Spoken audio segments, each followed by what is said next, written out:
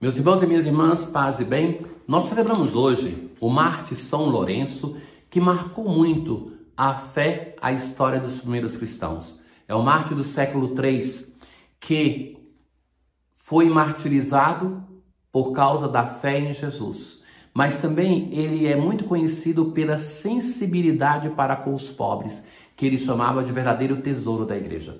Para eles, ele deu os bens da igreja antes do seu martírio. E a história deste homem, como de outros mártires dessa época, marcou muitas comunidades cristãs nascentes que buscavam cuidar das relíquias desses mártires. Então, desse mártir tem uma coisa que com senso de humor se conta, que quando colocaram na grelha, então a um momento ele falou assim, pode virar para o outro lado, que desse lado já está assado. Então essa capacidade de desdramatizar o intenso sofrimento e de até fazer uma piadinha em um momento como este. As leituras que nós temos hoje são aquelas próprias dos dias de São Lourenço, da segunda carta de São Paulo aos Coríntios. Irmãos, quem semeia pouco colherá também pouco, e quem semeia com largueza colherá também com largueza. Ou seja, aquilo que nós damos ao Senhor, como nós damos? Qual é a medida da nossa generosidade para com o Senhor em si e para com o Senhor nos irmãos que têm necessidade? O Senhor ama quem dá com alegria. Ele mesmo multiplicará as vossas sementes e aumentará os frutos da vossa justiça. Ele que dá a semente e dá o pão, ele mesmo que vai fazer com que se multiplique de acordo com a nossa generosidade. Então, isso aqui toca dois aspectos delicados da nossa vida. Primeiro assim, qual a nossa capacidade de doação para com os irmãos? Vamos falar daquele irmão que tem necessidade de comida, que tem necessidade de roupa, de tomar um banho. Ou seja, muitas vezes nós criamos muitas desculpas para não ajudar as pessoas. A mais clássica é, eu não tenho certeza de se ele tem necessidade. Sabe, meus caros, que graças a Deus a gente não tem certeza de nada sobre a vida das pessoas que estão mesmo debaixo do nosso teto, porque graças a Deus cada pessoa é um segredo inviolável que nós conhecemos à medida que ela se deixa conhecer. Então não é somente com o irmão necessitado que eu não sei se ele de fato tem necessidade. Eu poderia pensar até aquele penitente que veio se confessar, está me dizendo a verdade? Aquele sacerdote que prega, está dizendo verdadeiramente aquilo que crê? Porque graças a Deus, só Deus conhece o nosso íntimo e o nosso coração. Então, diante do irmão que me pede uma esmola, nós podemos desdramatizar a nossa reflexão e fazer assim, façamos a nossa parte. Se ele está mentindo, ele preste contas a Deus. Então, porque em busca de justificativas, nós vamos endurecendo o nosso coração e criamos desculpas para não sermos generosos. Então, Deus ama quem dá com alegria. Mas aqui também tem outra dimensão que merece ser considerada. Existe um mandamento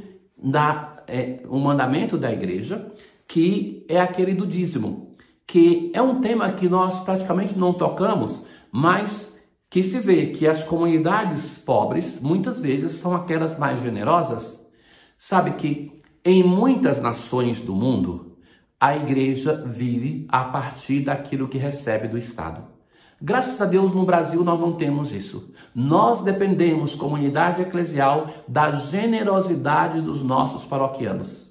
O mandamento da igreja fala de 10% daquilo que se ganha de ser dado para a igreja, porque a igreja, com isso, ela mantém a sua dimensão de culto. Sabe que manter uma igreja requer muito dinheiro. E aonde esse dinheiro está? Está no bolso daquelas pessoas que participam, a comunidade de todos.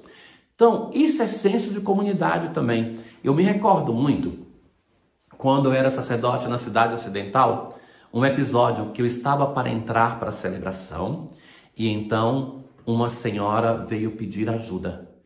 E eu pedi então para alguém ir lá dentro da igreja, pegar, me trouxeram e eu dei para ela. E aquela senhora com os olhos lacrimejando, ela dizia assim: que interessante, eu fui católica, nunca dei um centavo de dízimo. Eu mudei para uma igreja pentecostal e ela perdeu todos os seus bens, até a própria casa, vendendo para dar dinheiro para a igreja.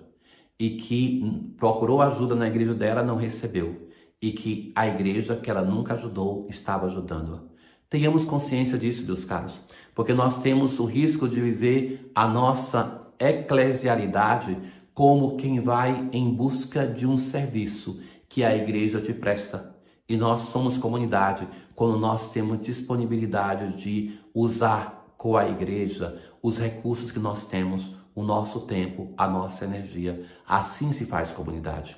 Não pode ser que algumas pessoas paguem o dízimo, ajudem a igreja para que você use os bens que a igreja te oferece sem colaborar com a tua igreja. A igreja precisa do teu trabalho, da tua ajuda para evangelizar. Se alguns partem em missão, se algumas pessoas doam a vida pelo evangelho, se algumas pessoas vivem a vocação de consagrado, de sacerdote, esse mês vocacional devemos recordar disso, se algumas pessoas dedicam o tempo, então nós precisamos que você se dedique também no aspecto econômico, para que possamos manter as obras da igreja, que sem essa ajuda nós não podemos fazer. Sabe que se conta de Santa Teresa de Jesus uma frase que ela dizia assim: ah, Teresa sozinha é grande, Teresa com Deus é imensa, Teresa com Deus e dinheiro ninguém segura. Então, as obras da igreja, que seja a ajuda aos pobres, que sejam os meios de comunicação,